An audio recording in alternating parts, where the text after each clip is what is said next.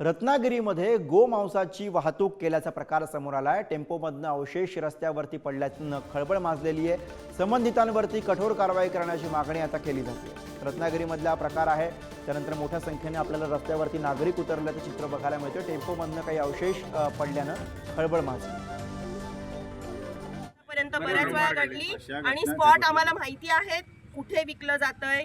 ही वासरं आज हे 8 ते 10 दिवसाचं वासरू आहे।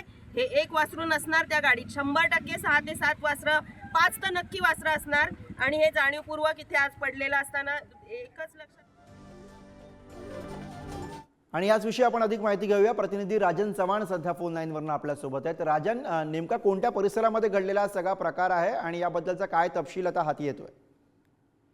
गुरु रात्रीच्या सुमारास घडलेली ही अत्यंत धक्कादायक घटना आहे। गोमांसाची विक्री आणि गोमांसाचे अवशेष या ठिकाणी रस्त्यावर पडलेले आहेत। रत्नागिरीतील MIDC परिसरामध्ये ही वाहतूक करताना काही तरुणांना गोवंशाचं या ठिकाणी अवशेष सापडल्यामुळे मोठ्या प्रमाणात जमाव या ठिकाणी जमा झाल्यानंतर जिल्ह्याच्या पोलीस अधीक्षकांनी या जमावाला शांत केलेलं आहे।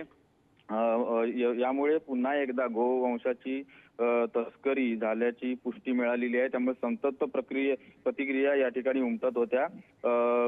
पोलीस अधीक्षक धनंजय कुलकर्णी यांनी 48 तासामध्ये ह्या सर्व प्रकरणावर कारवाई करून योग्य ती कारवाई केली जाईल असे आश्वासन केल्यानंतर धन्यवाद राजन या सगळ्या सविस्तर माहितीसाठी।